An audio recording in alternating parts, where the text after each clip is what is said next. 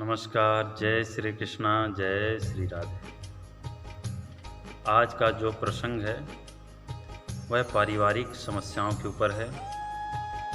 आजकल ज़्यादातर घरों में लड़ाई और झगड़े आपस में होते रहते हैं।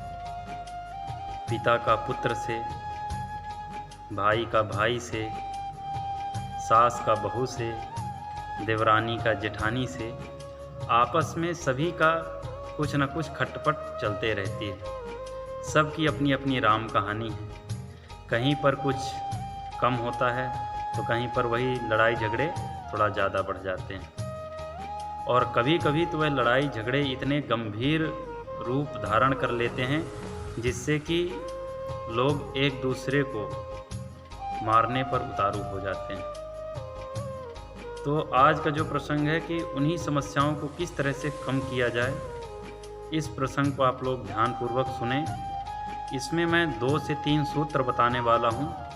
यदि उन सूत्रों को सभी लोग सुनेंगे और उस पर विचार करेंगे और अपने जीवन में उतारने का प्रयास करेंगे तो अवश्य ही पूर्ण रूप से तो लड़ाई झगड़े कभी समाप्त होने वाले नहीं हैं, यह सत्य बात है, लेकिन काफ़ी हद तक कम हो जाएंगे, यह मेरी गारंटी है।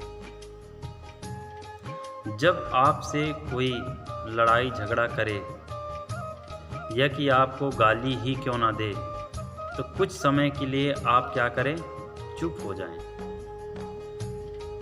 कुछ समय के लिए शांत हो जाएं।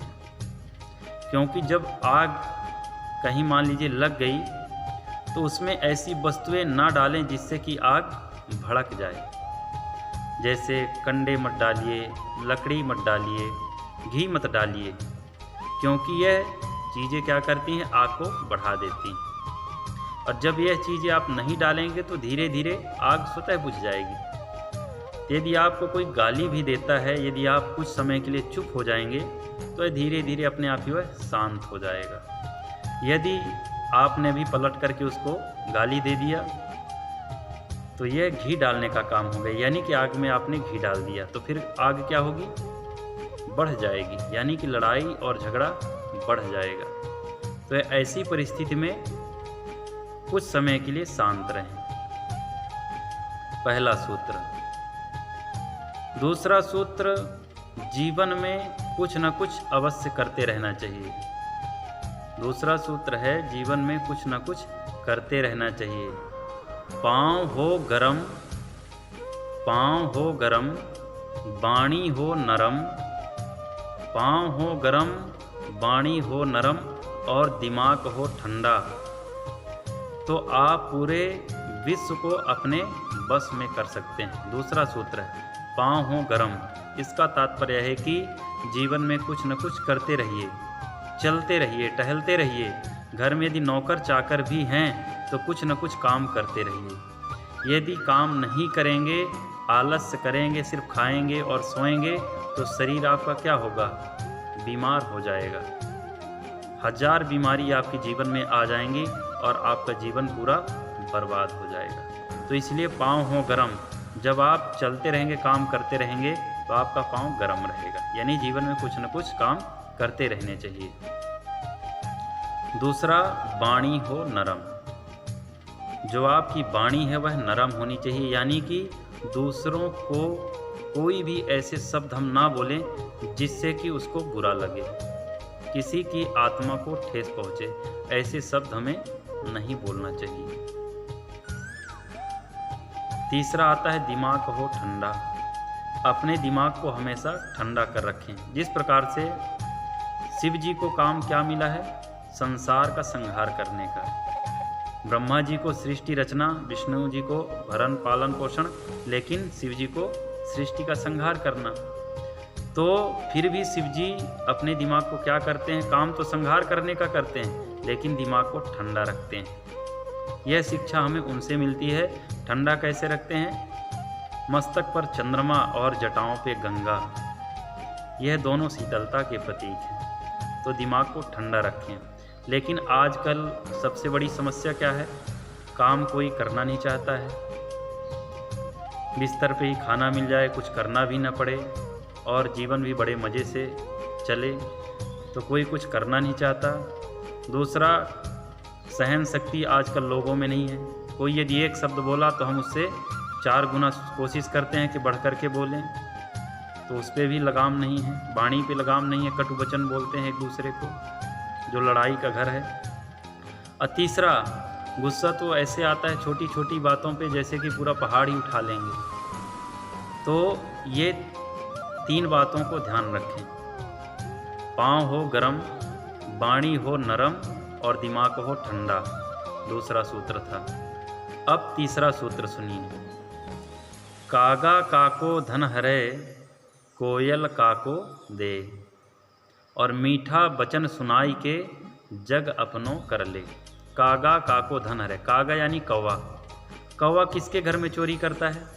किसी के घर में चोरी नहीं करता। और कोयल किसको धन देती है? रुपया पैसा किसी को देती है? आज तक दिया है किसी को? नहीं। लेकिन कौवा को कोई पसंद नहीं करता है। क्यों?